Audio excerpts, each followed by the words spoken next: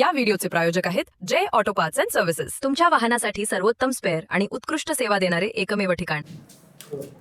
छत्रपती संभाजीनगरच्या वैजापूर नगरपालिकेची निवडणूक काही दिवसांपूर्वी पार पडली। वैजापूर नगराध्यक्ष पद हे भाजपाचे डॉक्टर दिनेश परदेशी हे निवडून गेले। त्यानंतर वैजापूरच्या नगरपालिकेतील उपनगराध्यक्ष कोण होणार यावर तर्कवितर्क लावले गेले होते।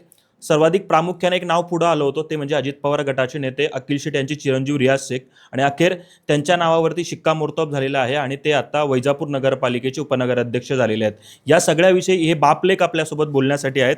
मी सुरुवात करतो आता जे वैजापूरचे उपनगराध्यक्ष झालेत रियाज शेख यांच्यापासून। काय पहिली प्रतिक्रिया आहे उपनगराध्यक्ष झाल्यानंतरची? आता आमची वैजापूर नगरपालिकेची 2026ची नगरपालिकेची निवडणूक झाली। त्याच्यात आमच्या राष्ट्रवादी काँग्रेस भाजपाची युती झाली होती। त्याच्यात आमचे नगराध्यक्ष डॉक्टर दिनेश भाऊ परदेशी हे निवडून आले। मुस्लिम समाजाने सगळ्या समाजाने खूप भरपूर मतदान दिलं। युतीचे पहिले आमचे नेते सतीश भाऊ चव्हाण, ठोंबरे काका यांनी सगळे डॉक्टर साहेबाला त्यांच्यासोबत युती करता वेळेस आमची बोलणं झालं होतं। नगराध्यक्ष भाजपचा, उपनगराध्यक्ष राष्ट्रवादीचा। तर आज यांचे सगळे आमचे ठोंबरे काका, सतीश भाऊ, डॉक्टर साहेब यांनी शब्द पाळला आणि आज मला उपनगराध्यक्ष केलं त्यांनी। तर मी सगळे आमचे नेते मंडळीचं, आमचे सगळे नवनिर्वाचित नगरसेवक यांच्या सगळ्यांचा आभार मानतो।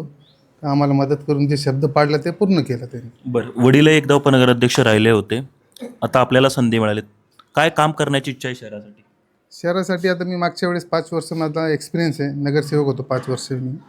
वैजापूरची स्वच्छता, सगळं नवीन इमारती बांधकाम, सगळं डेव्हलपमेंट, माझ्या वार्डात पण मी भरपूर कामं केले माझ्या पंचवार्षिक। फंक्शन हॉल केले, नवोजीबाबा दर्गाचं इथं काम केलं, रस्त्याचे काम केले।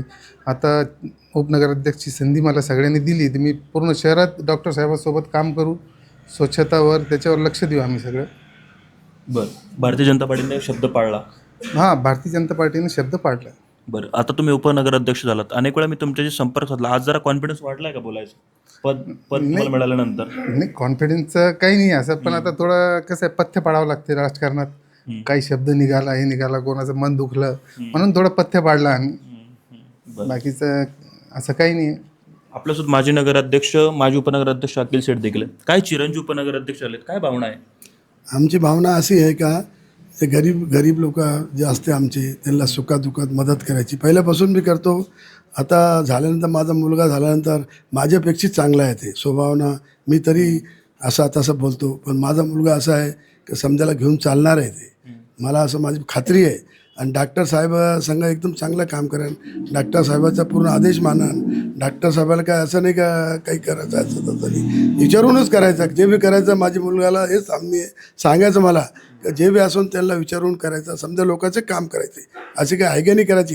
ये मुसलमान है, हिंदू है, ये जातिवाद का राजकारण होने दो, दलित होने दो, और सब लोगों को मदद करने की इच्छा है, पहले से भी करते हैं हम, और अभी तो और ज़्यादा करेंगे। भगवान ने काम करने का मौका दिया मेरे बच्चे को, वो अच्छी मदत करेंगे और सब लोग। बरं, अजून एक महत्त्वाचा प्रश्न म्हणजे या निवडणुकीमध्ये तुमची भूमिका ही महत्त्वाची ठरणार होती। निकालामध्ये तुमचं ते वलय दिसलं। अखेर कोण होणार या नगरपालिकेचं उपनगरात यावर तर्कवितर्क लढवले गेले होते, अनेक नावं समोर आली होती, मात्र मुलाला भारतीय जनता पार्टीने आणि तुमच्या पक्षाने पुन्हा संधी दिलीत।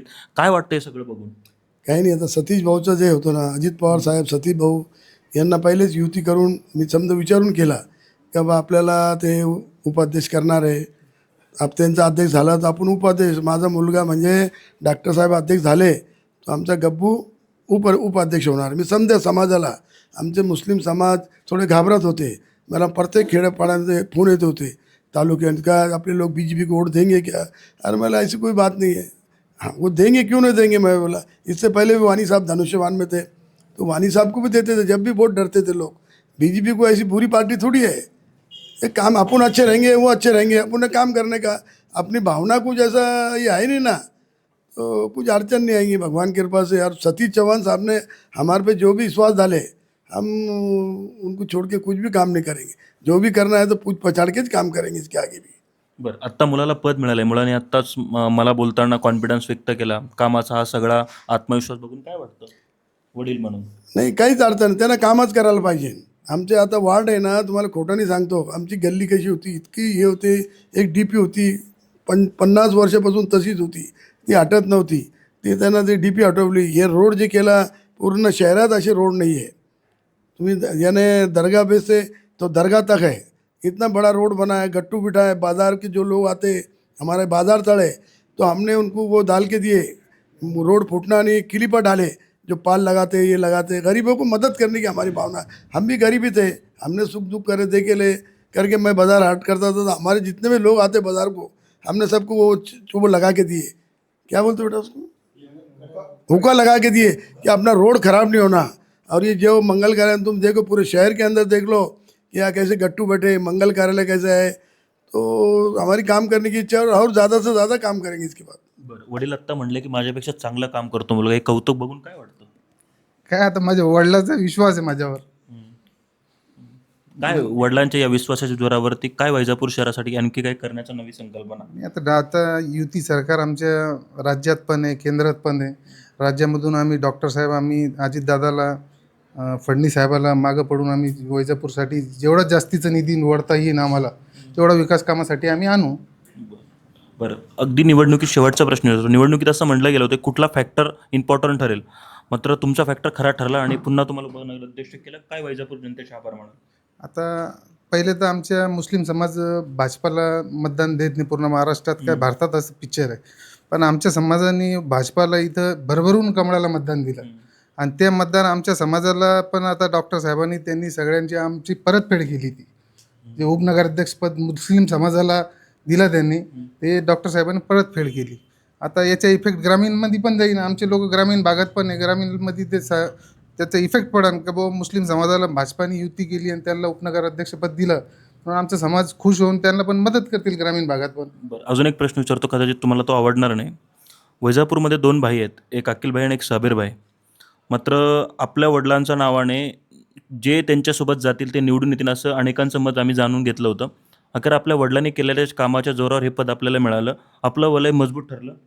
हा मजबूत तो आहे. आता साबीरभाई आणि माझ्या वडिलाचं काही नाही, खूप प्रेम आहे दोघात. राजकारणात चालत राहतं, बोलणं चालणं, आरोप वजन कोणाचं जास्त ठरलं निवडणुकीत या? नाही वजनचं तर आता राजकीय ते वजन विचारतो. वजन दोघांचं आहे ना शहरात. पण आता सीट आमचा भाजपाचा निवडून आला, आमच्या लोकांनी आमच्या वडिलाचं ऐकलं, भरभरून मुस्लिम समाजांनी भाजपला मत. उपनगराध्यक्ष तुम्ही झालात ना आता, मग वजन कुणाचं जास्त भरलं? नाही वजन तर आहे ना दोघं, ते पण आता तिथं ते प्रमुख आहे. शिवसेनेत साबीरभाई ते प्रमुख आहे, इकडं माझे वडील आता शिवसेनेची सत्ता आली असती तर तेच उपनगराध्यक्ष झाले असते ना. आणि ते तर झालंच असतं ना. तुमचं वजन जास्त ठरलं. नाही आपण बघितलं की हे सगळं पद त्यांना उपनगराध्यक्षपद मिळाल्यानंतर बाप लेकांची प्रतिक्रिया होती. खरं तर वैजापूरच्या निवडणुकीमध्ये महत्त्वाचा फॅक्टर, महत्त्वाचे मतं त्यांच्याकडे असतात आणि प्रत्येक निवडणुकीमध्ये त्यांचं मत हे महत्त्वाचं ठरतं.